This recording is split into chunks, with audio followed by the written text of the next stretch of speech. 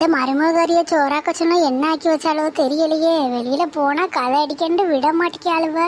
இப்ப நம்ம போய் 2 மணி நேரம் ஆயிடுச்சு. மூஞ்சிய வேற செடுன்னு வச்சிருப்பாளே. எதுக்கு நம்ம பயப்பட, நம்ம எதுக்கு சளைச்சவள, அவளுக்கு மாமியாகாரி. அதனால நம்ம ரப்பா தான் இருக்கணும்.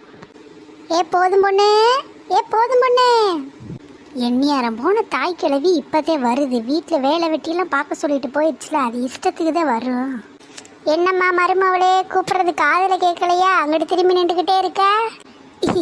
கேக்குதுட்ட கேக்குது, சொல்லுங்க. கதெல்லாம் விட்டாச்சா? உங்க ஃப்ரெண்ட்ஸுகள்கிட்ட எல்லாம் சேர்ந்து என்னென்ன புரணி பேசுனீங்க?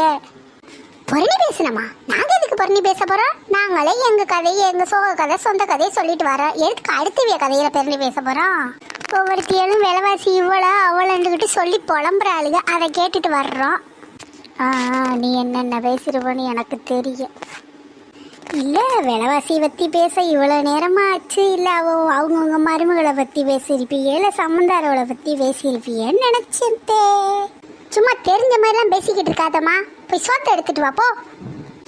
இதுக்கு சோறு ஆக்குறது நம்மதே, இதுக்கு சோத்தை போட்டு கொடுக்கறது நம்மதே. விலசா போமா, பசிக்குது. போகிறாங்க. இந்தாங்க சாப்பிடுங்க. இவளை என்ன பண்ண சொன்னோம்? சாம்பார் வச்சு கேரட் பொரிக்க சொன்னா மஞ்சளை என்னமோல பக்கத்துல வச்சிருக்கா. போதும் பொண்ணு, போதும் பொண்ணு. தட்டை கொடுத்த உடனே ஓடிடணுமா? இங்க வாட்டி. ஏன் கத்திக்கிட்டே இருக்கீங்க? உள்ள வேலை இருக்குல்ல. ஆமா வேலை செஞ்சுட்டாலும் இந்த சோத்தாக்க சொன்னா எனத்தையே அவ்வளோ மஞ்சளா வச்சிருக்க. இது என்னது டீ? நீங்க சொன்ன மாதிரி தானே சமைச்சிருக்கேன். சாம்பார் வச்சு கேரட் பொரிக்க சொன்னீங்க. அப்புறம் என்னத்த டீன்னு கேட்டுக்கிட்டு இருக்கீங்க.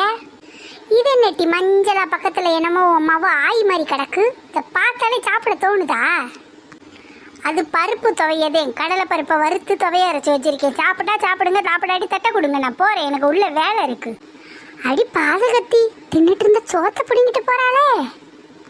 இன்னைக்கு செலுவா வரட்டும். இவ்வளவு சொல்லி ஒரு கடி பண்ணாதான் எனக்கு மனசு ஆறு. இப்படி எவ்வளோத்தையும் சோத்தை பிடிங்கிட்டு போவாளா? போயிருச்சா கிளவி? பேசாம தின்னுமா? அது என்ன இது என்னன்னு 1000 கேள்வி கேட்குது. இந்த ஒரு நாளைக்கு பட்டினி போட்டாலே இதுக்கு புத்தி வரும். யாருக்கிட்ட? இந்த போதும் ஒண்ணுகிட்ட முடியுமா?